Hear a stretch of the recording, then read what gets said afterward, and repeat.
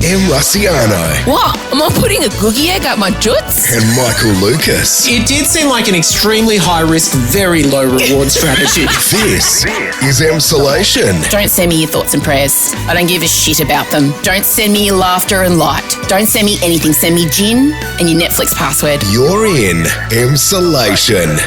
Hello, my darlings. Welcome to Emsolation. My name is Russiano. I am the host and your spiritual guide for the next 50 or so minutes.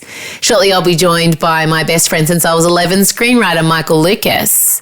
And look, together we discuss all sorts of things. All sorts of things that take our fancy during the week. And there's no rhyme or reason. Please don't expect there to be, definitive purpose and reasoning behind the things we choose. We just kind of pick stuff that lights us up. This week, there's no pandemic talk. There's no lockdown talk. We need a rest. This week, we just talk about the Duchess of York, Sarah Ferguson, Fergie. Obviously, I love her. She has written an erotic novel for Mills and Boon, and I'm sorry, if that is not the most exciting sentence you've heard this week. We talk about that. We talk about the House of Gucci, the father of the son, the House of Gucci. Gaga, obviously starring in that movie. I'm so excited. She's having a moment. And I'm so happy for her. It's finally happening where the movie and the music and the cool and everything's combining. It's Gaga's time. Just like it's J-Lo's time, it's Gaga's time. It's not Matt Damon's time. Ugh. Matt Damon's not having a great week. We talk about that. Oh, God, we really do go everywhere. And a lot of Olympic talk. So much so, Chella, my daughter, social media captain and deputy thirst officer, she has done a sports report. She went off into my wardrobe and recorded it on her own. And as is tradition with this podcast, when people make contributions of an audio fashion, I don't listen until it's too late. I like to do those things. I've got to get my thrills where I can. If you're across it, we both have been bringing you our favourite athletes who have worked very hard on their bodies, and we appreciate them for you as thirst officers. That's been all happening over at our Emsolation podcast Instagram account. So I hope you're okay. I know if you're in New South Wales, it's a time. Queensland, it's everywhere. It's a time. And I just want to let you know that for the next just under an hour, I've got you. Michael and I, just let us take you away from your life. Whatever you need escaping from, whatever it is, work, home, I don't know, life in general. Let us do that for you. I'm going to take you in my well-moisturised hands because, look, I'm a woman of a certain age and all people want to give me is fucking hand cream for gifts. Suddenly everyone's very concerned about the state of my hands. So I'm going to gently caress you. Let us do that for you. My goodness, isn't it nice? I'm just saying to you what I want someone to say to me. For the next hour, let me just take away all your cares and entertain you with ridiculously. Before I go, I wanted to talk a little bit about where I am on my ADHD diagnosis journey. Ugh, what a gross sentence, but it's true. Earlier this year, I was diagnosed with ADHD at the ripe old age of 42, and it's been a life-changing 6 months, I have to tell you, and I've spoken on and off about it, but I've been processing a lot of stuff over the last month and wanted to get it right about it before I talked about it. And I was chatting in my DMs with a mother who was thinking about going down the route for her teenage daughter, was concerned what a diagnosis might mean and it might affect her self-esteem. And she was really concerned about what she should do. And what I said to her and what I want to say to all of you is I want to reassure you that for me, my ADHD diagnosis has been a life-changing event in a very positive way. I can't stress that enough for you. If you suspect you have ADHD or someone you love or know has it, don't be afraid of a diagnosis. And also when you go down the path of diagnosis, you may find out other things about yourself. So if you have a cognitive assessment, also you learn about your learning styles, you may find out other things about yourself. And maybe you don't have it, but if you suspect you do, go and check it out. You owe it to yourself. You really do. You're totally worthy of that effort. And it is the cruelest thing about getting an ADHD diagnosis is that it's a long, detailed, arduous process that you have to stick with, and you have to answer questions, and you have to turn up to things. And if you're someone with ADHD, following through on a task that is difficult or not particularly interesting to you is like torture. It is like walking through mud and snow and fog, and it's hard to be accountable to yourself. And it's cruel. So I suggest that you assign yourself an ADHD diagnosis buddy. So this is what I want for you.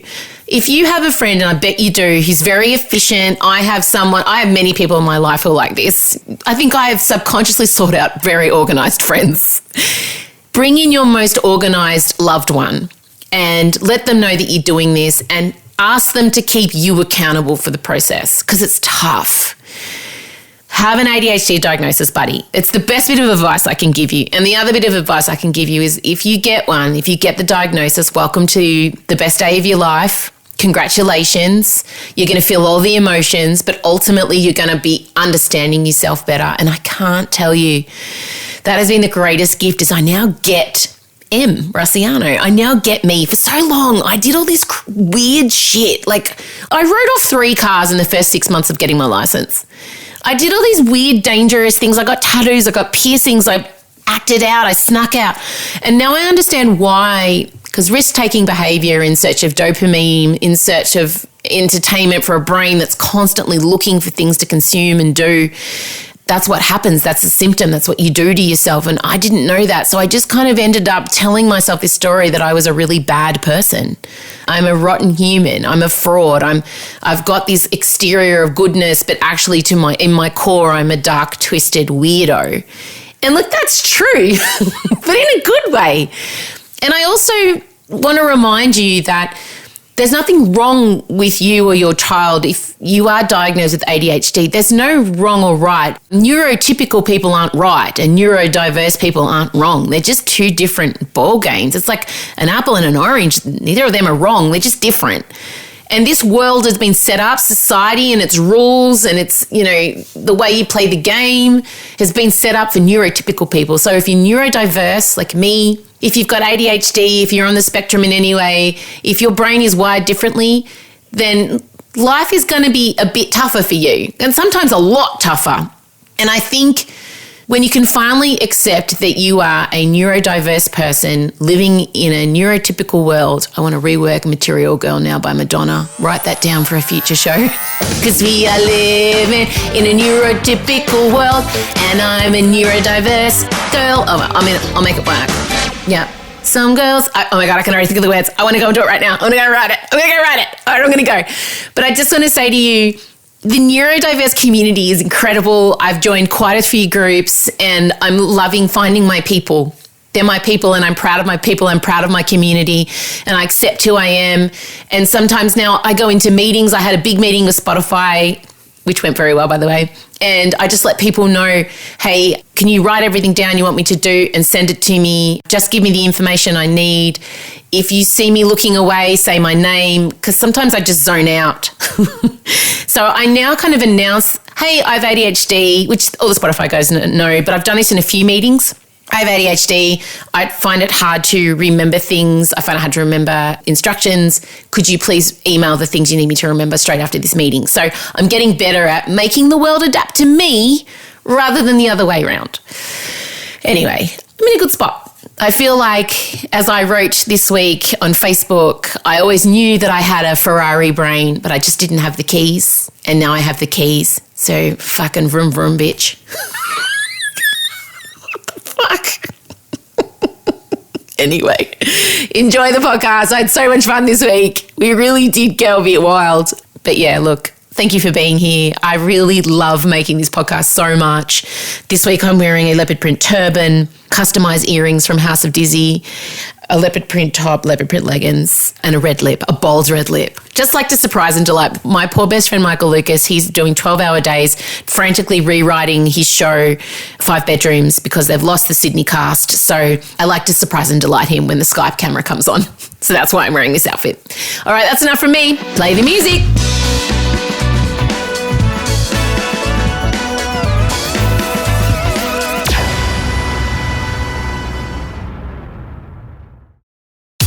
Marciano and Michael Lucas. This is Emsolation. Michael Lucas, welcome. You've just said to me only two parts of the news reached you this week because you've been in a hole with work. What were the two things?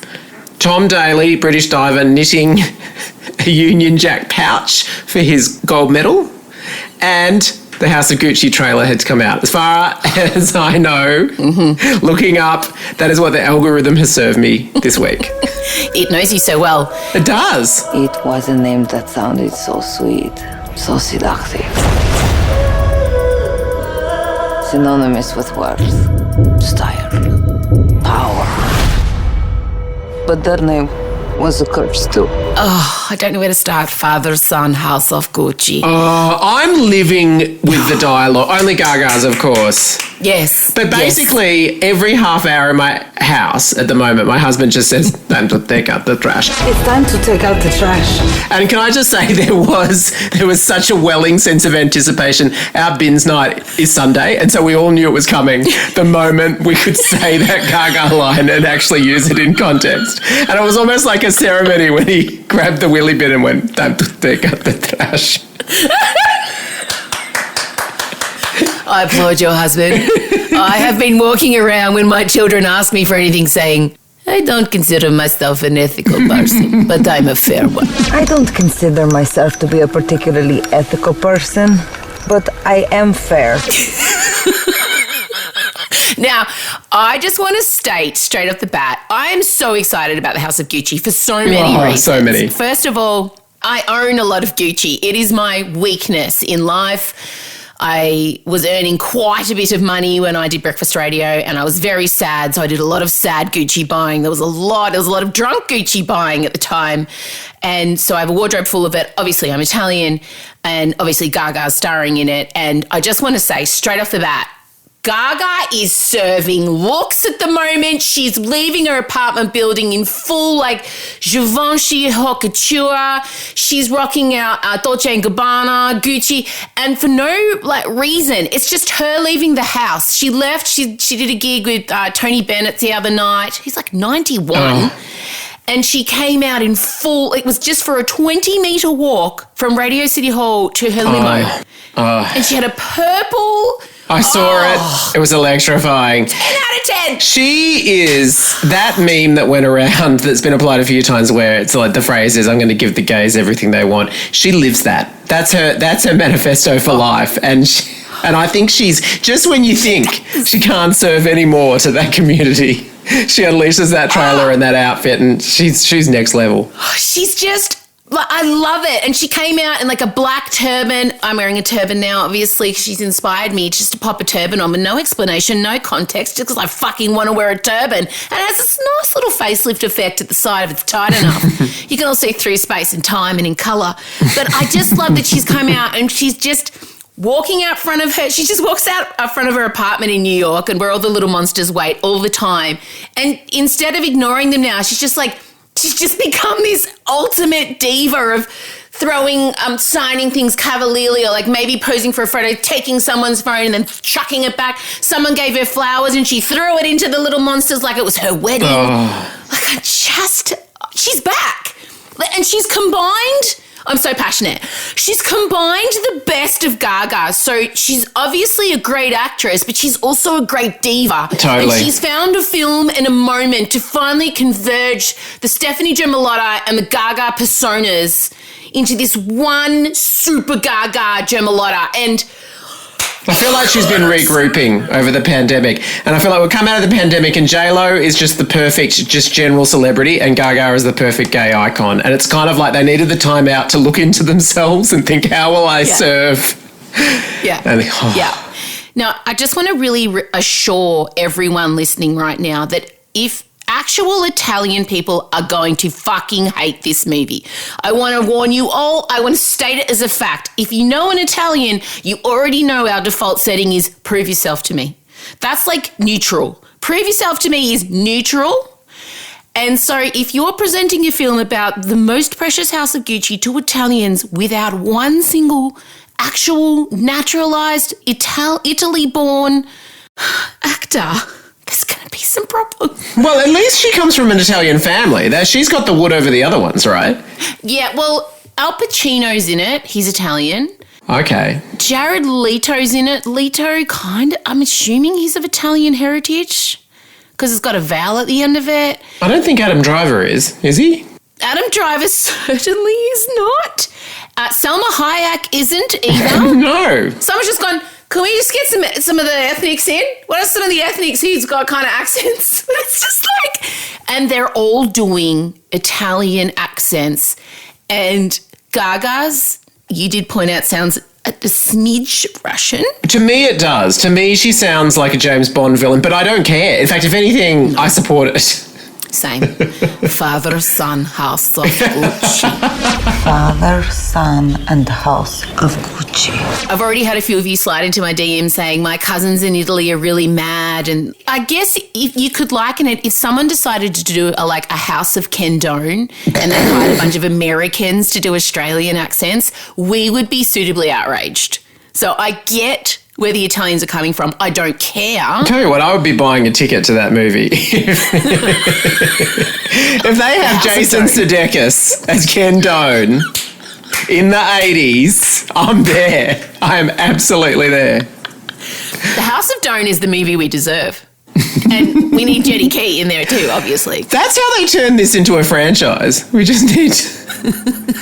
Oh my God, Jenny Key. Oh my God. House of Key. Jenny Key...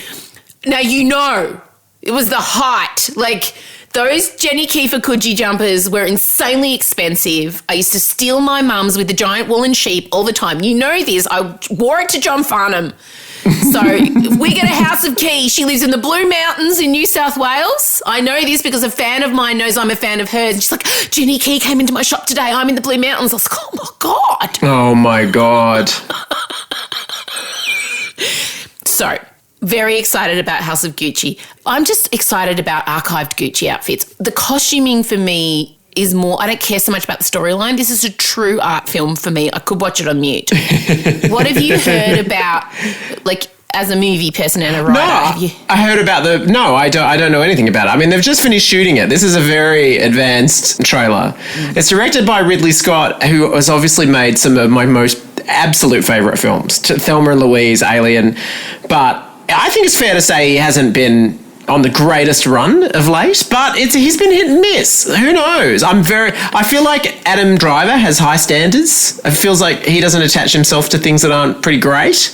Well, I will interject with a recent ad he shot for Burberry's new fragrance Hero, where he, I think, became a horse. And I'm still not sure if in this ad, where first he races a horse, then he swims with the horse, and then a bit of swirly, and then the final shot is we think he's become the horse. But does that mean did he hook up with the horse, and now I think I want to hook up with the horse? This Burberry ad has really stirred some stuff for me. When I saw that ad, I mean, only the fact that it was so perfectly executed, I would have thought it was some sort of fan video that you had put together. It seemed to combine so many fantasies that you might have. I mean, you've expressed...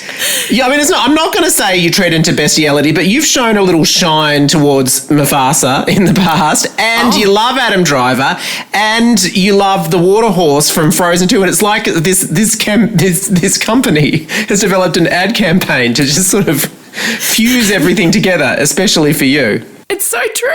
It's just missing RuPaul just walking in going, and don't fuck it up. Really, that's all I need. It's a beautiful cross-section of my interests. Yeah, so you're right. He has very high standards and he does do great films. So, look, I'm hopeful. She is obviously going for the Oscar. This is an Oscar role, right? Oh, yeah, please. She's playing. I mean, isn't it she's conspiring to murder? Isn't that the whole story? Yes. Oh, yeah. No, exactly. I mean, it's an absolute... And, when Cher went at super Italian, Cher got her Oscar, and Gaga knows her Cher history.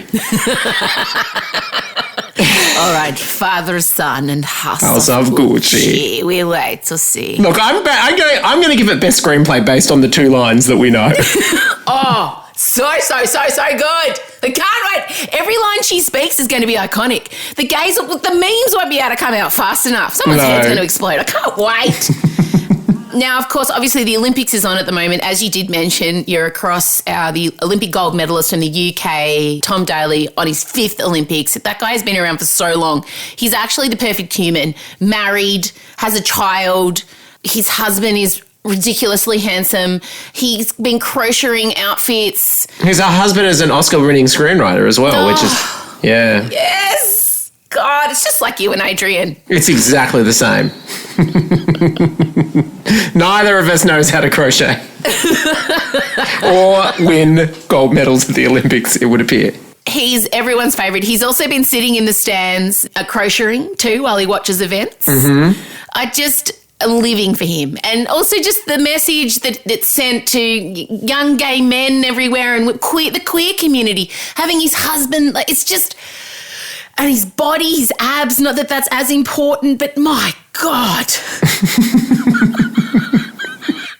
So the Olympics have totally taken. Have you been watching any of it, considering you're in a work hole? I am in a work hole, and often it's not till like quite late at night that I finally curl up in front of the TV. And I am finding the Olympics are the perfect thing to kind of just tune out. But I'm amazed. I'm also, because I'm working so much and I'm not sleeping, that I am very like quick to emotion, and I am finding it.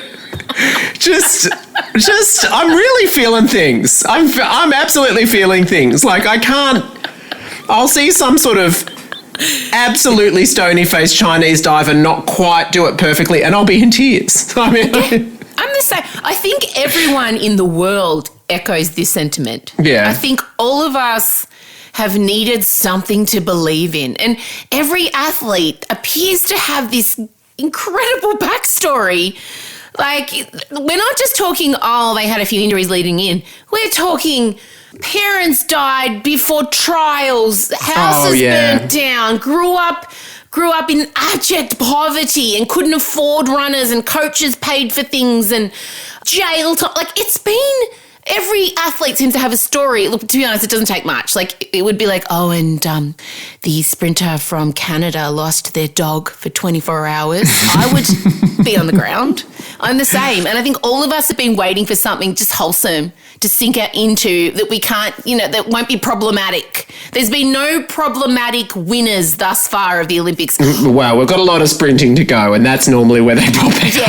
And I just want to say, while I'm very happy that our Italian man won the men's 100-metre final, I just want to point out that this man has come from nowhere. He has won no international sprint meets in his career, is a renowned long jumper, and then all of a sudden came out from nowhere and won the men's 100-metre final, arguably the most contested and glamorous race, usually dominated by men of African descent. To be honest, I've never seen a white man run under 10, and there he was. What are you suggesting him? Nothing. I'm just saying I am interested in his training techniques. Do you more enjoy, because as a former hurdler, do you more enjoy the first week or the second week? Because I tend to love the swimming and then drop off a little bit in the second week. But do you go the other way? No, I watched some of the swimming. I mean, obviously, Caleb Dressel caught my attention from the US, but I watched some of the swimming, but no, it's all about the athletics for me. Like, you've got to remember, I had all the Olympic records and world records written and stuck on my wall and on my roof as a kid. Like, they were my goals. I used to say the records in my head before I would start a race. Wow. Like, I knew all the qualifiers. I knew the A and B qualifiers for Italy as well as Australia, in case I wanted to go over there because their standards were a little bit lower back in the day. But no. You used to say the record... Yeah, what, you used to like, before when you were lining up, you used to like just like chant the numbers in your head. Yep, Flojo. My God. Yep. Yeah. I knew all of Flojo's records by heart, which still stand. Flash forward 20 years and now it's like all that's going through your head is, I am not an ethical person, but I am fair. Father, son, house of Gucci. Correct. That's evolution. That's all I can remember at the moment. Now, look, Chella obviously has been taking it in. She's a very good athlete, and she offered to do an Olympic report for us. So now... we're going to cross to Chella, who's going to give us her Olympic wrap-up, and then we'll come back and we'll be discussing, I don't know, erotic fiction Or Matt Damon, or maybe both. Take it away, Chella. Yeah, we love sport. Yeah, we love sport. Yeah, we love sport. Yeah, we love sport. Sweat. Yeah, we love sport. Yeah, we love sport. Sweat. Balls. Oh my God. Hi, guys. Yes, it is me, Deputy Thirst Officer and Sports Reporter Extraordinaire. Your words, not mine. I'm coming to you live from Mum's wardrobe. Super sporty. I can actually see quite a few pairs of runners. Most of them do have sparkles on them or leopard print or both. Hashtag on brand. But yay, sports. Most of this chat is going to be about the athletics because that is what we love most in this household. But before we go there, I would of course like to give a special mention to the one and only all-American heartthrob, Mr. Caleb Dressel. If you are unaware of who he is, educate yourself. 5 gold medals, 2 world records, 2 Olympic records, and most importantly, captain of the Thirst Squad, most wanted by our thirst officers. Thank you, Caleb, for being both a delight to watch in and out of the water. I thought I hated swimming, and then you rounded the corner and suddenly everything changed. Okay, so now on to the athletics. So the last couple days have been epic. So I'm going to hit you with some of my favourite moments. There have been so many. Number 1, women's triple jump. Julima Rojas, I may butcher this pronunciation. She is from Venezuela and she set the new world record of 15 metres and 67 centimetres, beating the original one prior to her that was set in 1995. She beat it by 17 centimetres and she is the first ever Venezuelan woman to win gold. Epic. In her first ever triple jump competition, she just, no training, she broke the national record, so a legend among legends. And then the same night, the men's high jump, I was sweating. A special shout out to our amazing Aussie jumper, Brandon Stark. Finished 5th overall with a jump of 2:35, and that would have actually landed him a medal in any other Olympics. The standard was very high. But of course, back to our 2 main men, Italy's, Gianmarco Tamberi and Mutaz Essap-Basham. I'm sorry for my pronunciation. I think that was okay. He is from Qatar.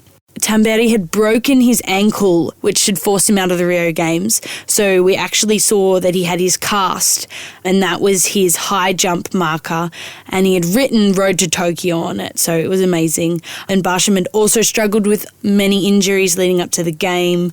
But yeah, they were offered the jump off, and Basham said to the official, "Can we have 2 golds?" The official was like, yeah, that's a possibility.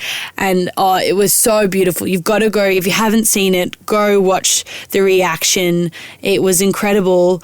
And then when you think it can't get any better, Italian 100-metre sprinter, whose Insta handle is Crazy Long Jumper. He is also part of the Thirst Squad, ladies and gentlemen, and anyone else in between. Lamont Marcel Jacobs. He wins the 100 metres and he comes sprinting through just as Tamberi has won his gold, and they have this massive hug. Again, go look it up. It's so beautiful. But yeah, this shared gold, there hasn't been a shared gold. I think, I may have to correct myself on the socials, but I think this is the first one in 109 years. So amazing. Number 3, Sifan Hassan. She's a runner from the Netherlands. She stacked it in her 1500 metre heat. She gets up and she won her heat, moving from last to first position in the final lap. It was epic. And then the same day she rolls up to the 5 kilometres and wins gold. And this is the first gold for the Netherlands since 1992 in athletics. Go watch that footage too and look out for her in the 1500 metre semis and finals. Very exciting. Oh my God, sports, yay.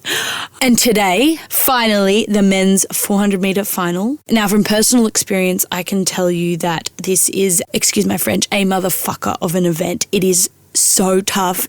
It is so hard.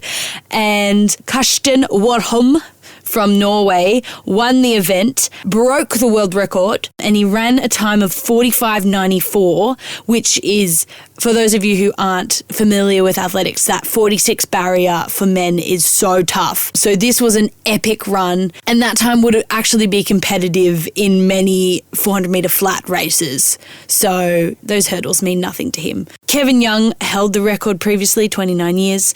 Warholm has broke it twice this year. So amazing. So exciting. But yeah, that is it from me for now. Thank you for listening. I pretty much just spat facts about athletics because it's so exciting. I hope you enjoyed. Keep watching. We've got the 200-metre finals, 400-metre finals, javelin, so many. Go look it up. Anyway, thank you. Goodbye. Yeah, we love sport. Yeah, we love sport. Sweat balls. This is Emsolation. And we're back. So, Michael, I have a theory that Matt Damon and Ben Affleck can't both be up in life. Like, if a Damon is up and Affleck is down, and if an Affleck is up, oh no, which he is, a Damon is down, and he is down at the moment. I liked how sort of solemn you sounded when you expressed that theory. It was not unlike Mufasa explaining the circle of life. All of us are connected. Yeah, the delicate balance. But what happened in 1997 when they both won the Oscar at the same time? Well, that's what upset the universe. Okay, something was smited. Yeah, since that Oscar has been won. I think it was 98 actually, or maybe even 99. Chella will fact check it. It's their favourite thing now, just to point out where we made mistakes and put it on the Instagram. Do you know, after that win, that's when George Bush got in. I'm not connecting them, but maybe that was the problem. So, obviously Ben Affleck's in the middle of some kind of resurgence, which thanks to his relationship to Jennifer Lopez. Yeah. But Matt Damon is facing huge backlash he did an interview with the Sunday Times and for some reason offered up the information that no one asked for, that he used the F slur for the homophobic term starting with F for gay men, and at the dinner table, which he then upset his daughter, who went off and wrote a treatise regarding why you shouldn't use the F slur. And a treatise, for those of you who don't remember Year 12 English, is basically a written opinion or a statement, a side of a debate passionately expressed. And so she did this and brought it back to the table, and he said, you know, now I know that we don't use the F slur. To which everyone responded, you fucking what, mate? I know. Sort of sounds like similar family dynamic to clearly what's happening in Scott Morrison's house. Dad just wanders around saying unbelievably stupid things and ladies offer some advice. Yeah. So he kind of expected everyone, I think, to be like, oh, great. You've done a good job as a dad. Yeah. Maybe that's what he thought. Maybe that was the message. I think he was more, looking to big up his kid. But what he did was just kind of release to what an own goal, Jesus Christ, that in 2021 he still kind of was throwing that language around. Now he's come back out after the backlash and said, no, it's not a word I throw around willy-nilly. I was just saying that it was in a movie that I was in and it was a word that I used as a kid, and she then educated me as to why we don't use it now. And everyone's still like... Yeah, it doesn't quite add up, does it? I came in at that statement, and so I was a bit confused, but there was something about it that didn't quite make sense. Hang on a second. What? Why? You must have been presenting that word in a way that triggered her. Like, obviously, if you were presenting it in a way that had some awareness that it was wrong to say, then she wouldn't have written what she wrote. So Matt Damon's been a bit on the nose for me. He's had a few missteps. I think he's lazy when it comes to the modern day things, wanting to be not woke, but better. I don't think Matt Damon is too concerned. He's just kind of slid into daggy dad territory. Don't you think? Yeah, his peak coolness for me when he was in that Sarah Silverman clip. Remember that clip that she did? Remember the I'm fucking Matt Damon clip? Oh my God. Fucking Matt Damon. I'm Matt Damon. She's Matt Damon. I'm sorry, but it's true. I'm Matt Damon. She's Matt Damon. I'm not imagining it's you. Oh my God. Yeah. That was, for me, the peak of Matt Damon when he had the most cred. But then it is true. I mean, they were so successful so young, those two. Like early 20s, just absolute top of Hollywood, winning Oscars and most bankable stars. I mean, imagine being a good-looking, fit white dude in the 90s. Killed at it. That sort of peak. I mean, how could they emerge with everything in order? I mean... No. And clearly they haven't quite. So, I mean, yeah, I don't know. But look, as the pendulum swings, Affleck on the rise, Damon on the fall. And, Ben Affleck better just make hay, because I don't think Damon will be down for long, and that will, possibly mean something bad for Ben. So no, isn't Damon's joining the Marvel universe, so he'll come up with that. He'll be fine. He'll be fine. Someone who is on the up and up, the pendulum swung in her favour, is Fergie Ferg, my favourite. Not Black Eyed Peas Fergie, we just might add. No, the original and the best Fergie, Sarah Ferguson, former. Em's favourite living royal. She's my favourite living royal. I mean, I make no bones about it. She's the best. And can you imagine when I read the headline, Fergie's debut Mills and Boon romance novel to be released? I can't even imagine how fast you started investigating how to purchase that particular piece of literature. It's called Her Heart for a Compass. Yes, Fergie! Now, Mills and Boon for me is quintessential 80s mum parenting. My mum Jenny used to disappear into the bath with a Mills and Boon and a cup of... She used to mix sugar and butter together, whip it up, put it in like a plastic movie cup with a fork, take a Mills and Boon and go sit in the bath. That was what my mother did. Jesus, that is just raw decadence, isn't it? Oh, yeah. Sugar and butter mixed up together. In a movie cup with a fork, and she'd take her Mills and Boon in. And, like, my mum is extremely intelligent, very well read, loves all literature, but her, like, guilty pleasure is Mills and Boon. And we had shelves of them. And when I learned to read, I remember picking one up, like, just wanting to know what my mother was consuming. And I remember I read about pulsing members and fleshy mounds. It was like, what? This woman, up until then, like, I'd sit with mum and I'd watch TV like Hill Street Blues and Moonlighting and Cheers, and I just thought that was what she was into. I didn't really know that she had a saucy side. And now, obviously, as a middle-aged woman, I get it. So the fact that Fergie's written for Mills and Boon is just, oh, my God. Oh my God. So exciting.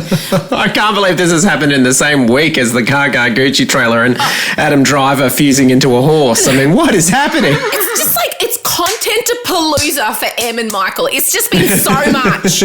But basically, the novel's heroine, Lady Margaret Montague Douglas Scott, she is a red-headed... Of course she is. With freckles and rebellious curls, royal, and she, to her detriment, is too anxious to please and is often criticised for talking too much. She flees royal life to start her own life in America. And, like, of course, this has got nothing to do with Fergie's life. Nothing. It's all speculative. So speculative. But, sadly, I did do a deep dive and there's no sex in the book. Oh, what's the point? That is really disappointing. She could have broken new ground. Wait, I desperately want the audio book where Fergie is describing someone having their bodice ripped off. I want Fergie's voice describing a bodice being ripped off. I want erect nipples being thumbed by his strong, muscular hands. I want all of that in her voice. Oh, and frankly, come on. If she doesn't write in toe sucking, and I know that she says technically it was a kiss of the toe, not a suck, I don't care. That is the equivalent of going to a Madonna concert and she doesn't sing Vogue. I mean, that's her signature. So true. That is her legacy to this world. She was the first royal to be photographed getting their toes sucked. And you're writing erotic fiction, you're writing Mills and Boon, come on.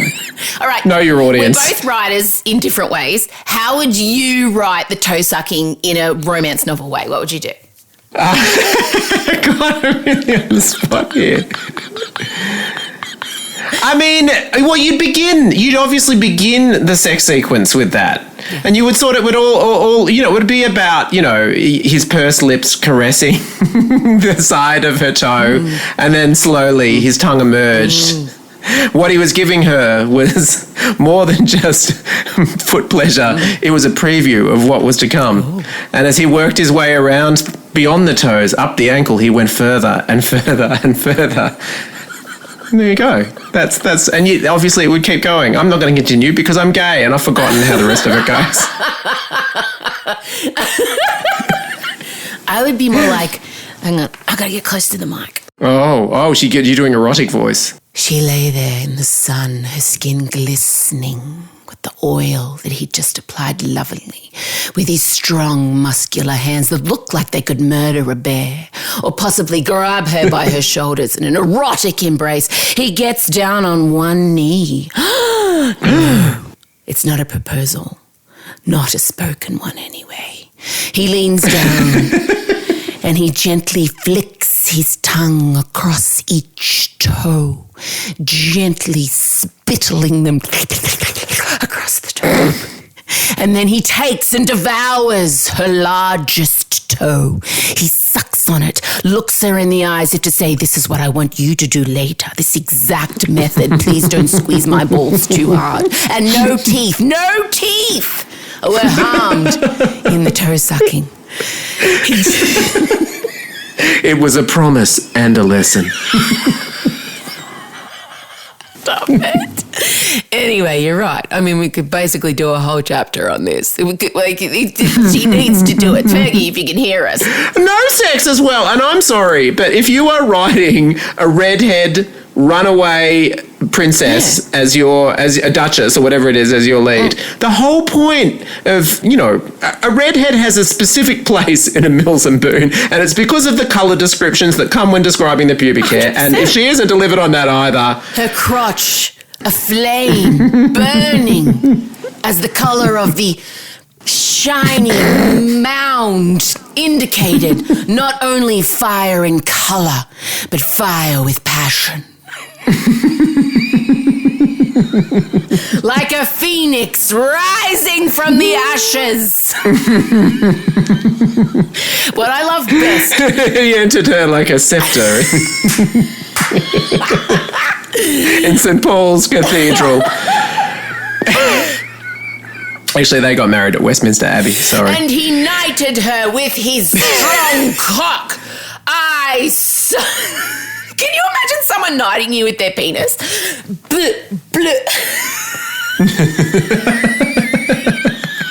Yeah, look, I've seen Sex Life, and yes, now that I've seen that, I could imagine that happening. And I'd just say you'd want to make sure it didn't come too down hard on your shoulders because there's dislocation central there. Anyway. Wow. I forgot what my favourite part about all of this is that Fergie only gave one interview. Everyone wanted her, but she would only give it to Town and Country. And the photos are amazing. She's dressed like a sexy, stylish dressage dominatrix. It's the only way. Oh, of course. Yeah, she looks amazing. So we're very excited about that. But I really do love erotica, but it's hard to find good erotica. But I read good erotica, which I don't really talk to you about because a lot of it's hetero erotica. But I just wanted to let everyone know who's in lockdown. I've got a thirsty book list for you. So I've got some recommendations for really good erotica, like lots of sex. You don't have to wait.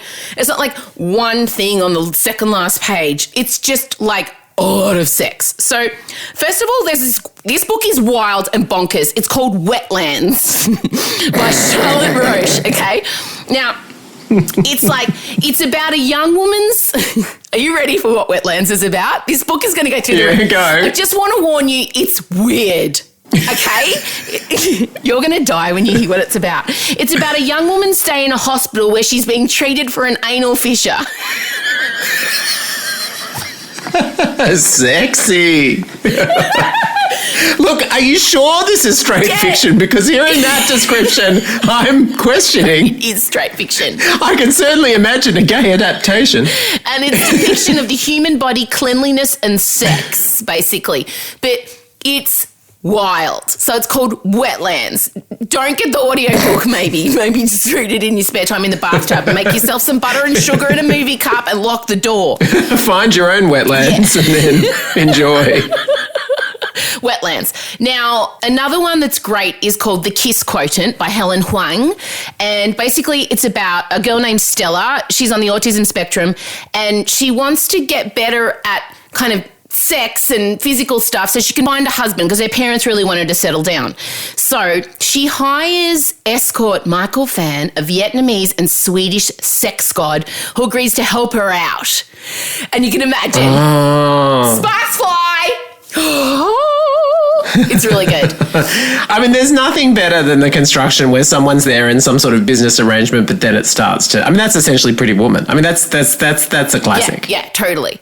And Call Me by Your Name for gay erotic novels. It's beautifully written. Oh, and we used to love the Army Hammer spoken word version, but now it'd be weird. That was amazing, though. Before he was problematic, that was great. by Andre Aciman, I think. Aciman? Aciman. Sequel's coming, apparently. Or maybe it's out. Aciman. He's straight, that dude. He's straight, the guy. Yeah. That's right. So are you. Yeah, that's a beautiful book, Call Me By Your Name. And for our lesbian listeners, I know we have quite a few. I've been told this is number one. This is the best. This is the sauciest. It's called The Night Off, Michael. Not The Night Of, which was the HBO murder mystery miniseries. The Night Off. First we meet Emily. She has a busy life. She was raised by drug-addled parents. She's used to taking care of people to the exclusion of her own needs. She's had it. After years of celibacy, she's ready to pay for exactly what she wants, to surrender control by having it taken away. So she hires Nat, a high-priced escort, and she's damn good at her job. She's dangerously sexy, and she knows how to precisely fulfill the fantasies of women. And when their night of intense play turns into something and more, Emily and Nat can't help but pursue a connection in the real world. Unfortunately, old habits die hard, and love isn't always enough. Ooh! Oh, what a sell. Yeah, I'm in, basically. So there you go. The Night Off. Well done. What a selection. Lesbian erotic fiction, The Night Off, for our homosexual male listeners or anyone. I mean, I'm turned on by all of these books. I do love how you preface this by saying I read erotic fiction. I don't talk about it with you much because it's hetero, as though if it were gay, we'd be swapping books left, right and centre. You don't really read erotic fiction. I need to start an erotic fiction book club, I think. You're just taking your role as thirst officer and it's just becoming a multimedia thing now. It's stretched beyond the Olympics. In fact, basically, that's your show pitch. It should just be you as a curator of just content that's going to turn your crank. Well, the thing is, right, and I just want to make a general announcement. Women over 35 are horny. I don't want you to think our vaginas and our sex drives die and dry up once we reach a certain age. If anything, they go into overdrive. If anything, we want it more. I know that. I follow Madonna on Instagram, for Christ's sake. I know it's all happening. No one is thirstier than a mother who's been stuck at home in lockdown with her children for God knows. We are thirsty. We are horny. We are frustrated. We are exhausted. So we don't want to do it. We want to watch it and look at it. Okay? Don't do it to me. Do it at me. I've had such an outpouring of just hormones. And also middle-aged men too, gay men especially, have contacted me thanking me for doing a service. And we have deliberately been exploiting men. Don't have a go at my 19-year-old daughter for only exploiting men. That's the joke. We are highlighting the skill and expertise and strength of the women and objectifying the men, because guess what normally happens, dickheads? People have been having a go at Chella, and I'm like, first of all, fuck off. Second of all, I'll track you down, fuck off. And third of all, I will objectify men, she will objectify men, because why? Because when a woman makes a comment about how hot a guy is, that guy is then not afraid to walk back to his car. That is why it's okay. And on that note... the thirst officer rests. All right. You go. I know you're exhausted. Oh, my God. Liam has so many videos to make. Fergie toe-sucking reenactment. My announcement that all women are horny. Like, let's do it. What an episode. Oh, Roy Boy's whinging. Come here. Aw. Talk to you soon. Bye. Bye. This is Emsolation. All right, legends. I hope you enjoyed that episode. It was fun. I think you're just never going to look at Fergie the same way again. Hey, I just wanted to remind all our Melbourne Emsolators that we are going to be appearing live at the Great Australian Podcast Festival happening at the Palais Theatre in November. Go and get your tickets. It's a chance for you to support the podcast, see us live, see Michael, see me, see Chella. Giggling Ben will be there. I'll make Vincey come. I'm definitely going to sing a song. I'm not going to have the Palais stage and not sing a song to you. You know that. So get your tickets at livenation.com. We really would love to see you there. I'd just love to see you all there in your hoodies and your T-shirts. I just want to see the Emsolators in a group. The Facebook group, I know people there have been buying tickets for other people in the Facebook group, which is legendary. The Emsolation Facebook group is incredible community of humans. And when I saw that you were each buying, all of you were buying an extra ticket and then saying, hey, does anyone want to come with me? I'll shout you. The shouting of tickets has been life affirming. So great. So we'd love to see you there, livenation.com for tickets. And that's all I have for you. Thank you so much. Bye for now. Emsolation with Em Rossiano is a Spotify exclusive podcast hosted by Em Rossiano with Michael Lucas. Executive produced by Benjamin Wasley. Produced by Em Rossiano. Edited by Mark Davila. With videos by Liam O'Brien. Socials by Marcella Rossiano Barrow. With assistance from Jim Evans and Georgia Watts. And occasional technical trickery and wizardry from Em's dad Vincey. Get more from Emsolation with Em Rossiano by following Emsolation Podcast on Instagram. You can also join our secret club by joining our Facebook group at Emsolation, and make sure you're following us on the Spotify app. We of course hope you enjoyed this week's episode, and we'll chat with you again soon.